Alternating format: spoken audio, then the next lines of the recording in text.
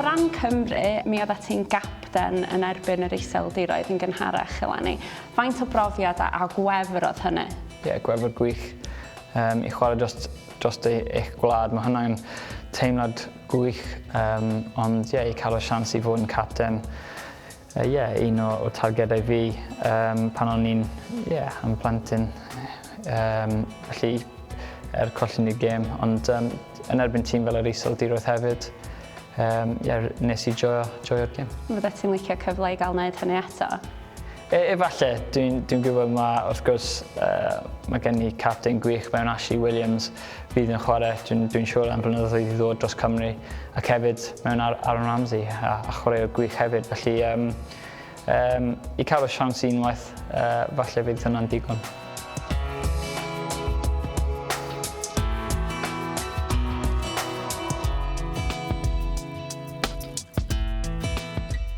Pa mor wael oedd Cae'n Dora? Oedd hynny'n sialens i chi? Ie, dwi'n meddwl enwedig o ran personol nes i colli 6 wythnos ar ôl chwarae'r gêm na.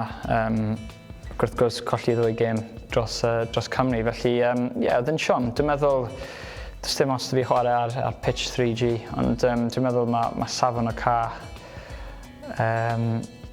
Oedd e'n rhywbeth anodd i ni ymdopi. Diolch byth gathon ni'r 3 pwynt, ond ar yr un pryd, nawr gyda'r 3 pwynt yn y bag, mae'n peth dda falle. Mae angen i'r tîmwydd arall fynd yna. A pha mor arbennig oedd y canlyniad yna yn erbyn Gwlad Belg? Ie, dwi'n meddwl dyna'r un gêm falle o ran sofon ei chwaraewyr ac nhw fel wlad.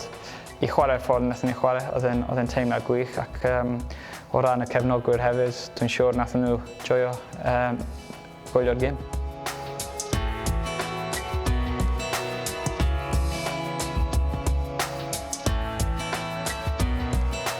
Pa mor galed oedd braich ffeleini?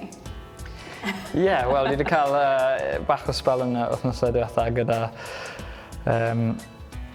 Knox, ond dyna Ti di arfer? Ie, dwi wedi arfer cael yna. Dwi'n meddwl y height difference oedd falle ffactor ynddo, ond dyna ni fel chwarae'r pêl-drod, mae pethau fel hynna'n digwydd.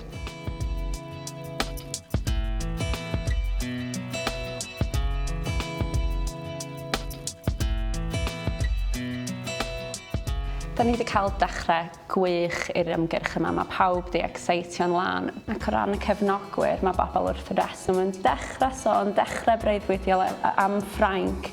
Wyt ti'n credu bod angen i ni jyst cymryd cam yn ôl a peidio mynd dros ben llestri, neu ydyn ni'n iawn i obeithio?